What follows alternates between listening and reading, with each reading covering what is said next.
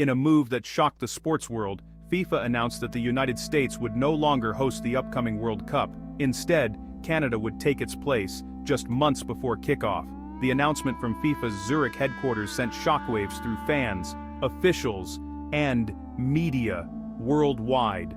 Social media exploded with hashtags like Cheer World Cup Switch and Cheer US Out, while news outlets scrambled to make sense of the decision. The US had the stadiums, infrastructure, and commercial power.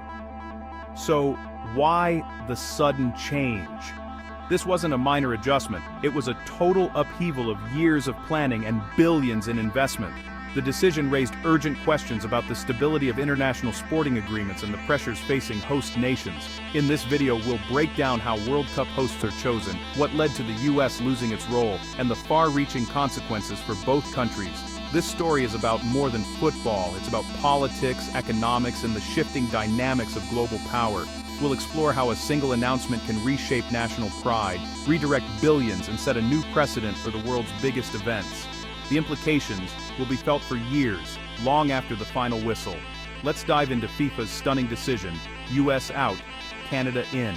Hosting the FIFA World Cup is a global prize, promising prestige and economic windfalls. The process starts years in advance, with nations submitting detailed bids covering stadiums, transport, security, and government guarantees. FIFA's council inspects facilities, reviews financials, and weighs each country's ability to host millions of fans and dozens of matches. The competition is fierce. Countries spend millions to make their case, enlisting ambassadors and experts.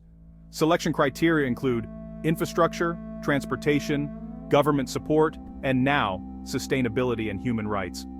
For 2026, the US, Mexico, and Canada won with a joint united bid, beating Morocco.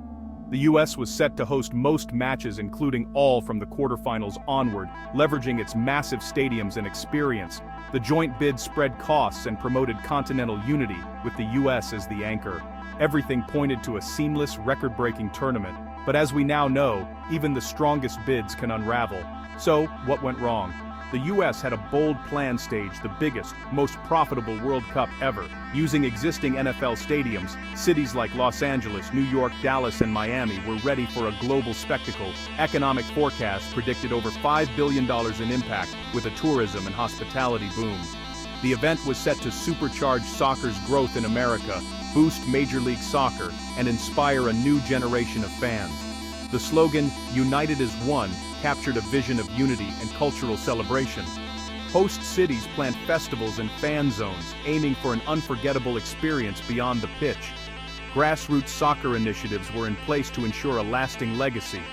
Stadium upgrades, security protocols, and volunteer programs were all underway. The US government had pledged full support. Anticipation was sky high. This was more than a sporting event. It was a moment of national pride. That's why FIFA's sudden reversal was such a devastating blow.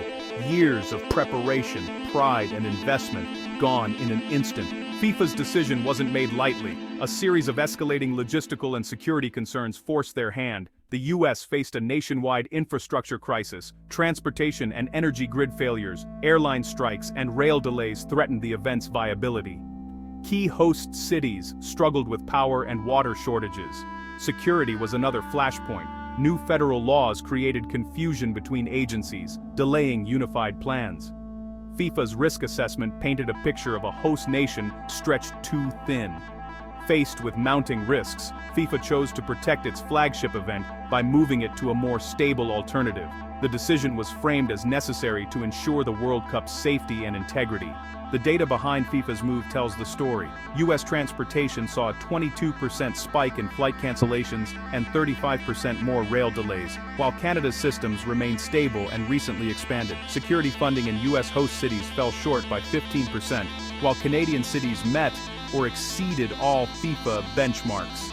Canada's unified command structure, emergency plans, and cybersecurity all scored higher than the US in FIFA's October 2025 assessment.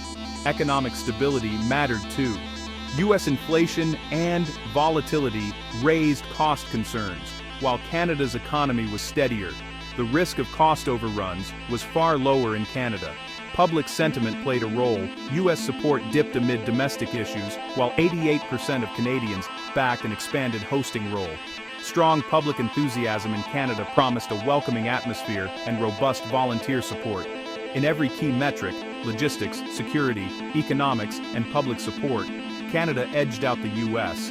At a critical moment for FIFA, the numbers made the choice clear. The World Cup needed certainty, not risk. Canada was ready, the US was not.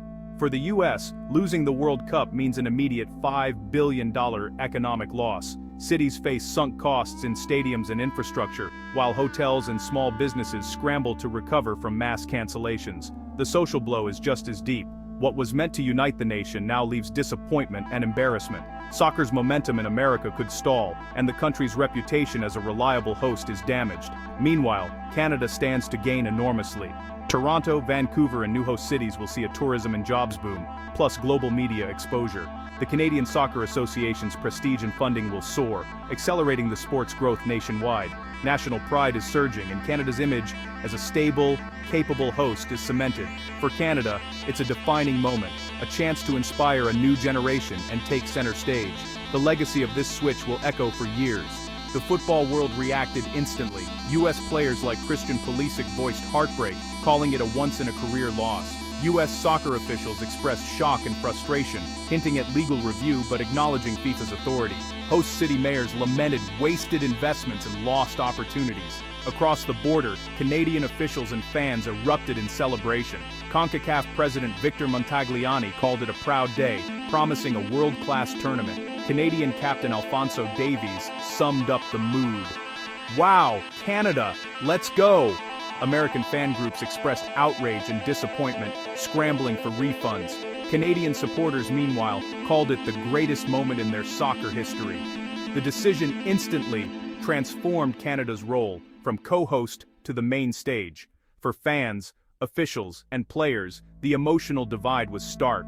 The world's eyes now turned north. Canada was ready to welcome them. With the World Cup now Canada's, preparations must scale up, fast. Originally set for 13 matches in 2 cities, Canada now must host the bulk of 104 games. The Canadian Soccer Association is adding cities like Montreal and Edmonton, expanding security, transport, and accommodation plans. The federal government has pledged full support, forming a special task force for coordination. The focus is on upgrading existing venues, not building new ones, to meet tight deadlines. Stadiums like BMO Field and BC Place need rapid expansion and natural grass pitches. The Canadian winter adds complexity, but national enthusiasm is driving the effort.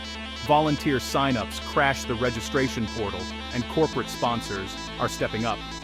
The narrative has shifted from crisis to opportunity. Canada is embracing its moment on the world stage. The spirit of the Vancouver Olympics is back, fueling a united push for a memorable World Cup. FIFA's decision sets a new precedent. No host, not even the US, is immune from last-minute changes. Operational guarantees and risk management now outweigh tradition or economic power. The host selection process may shift toward more flexible, backup-ready systems. Nations will think twice before investing billions, knowing hosting rights can be revoked. This could shrink the pool of bidders or encourage more sustainable, lower-risk proposals. The US case is a cautionary tale for all future hosts. The balance between global spectacle and logistical certainty is shifting. The future of international sport will be shaped by how we manage risk and preserve the passion that makes these events special.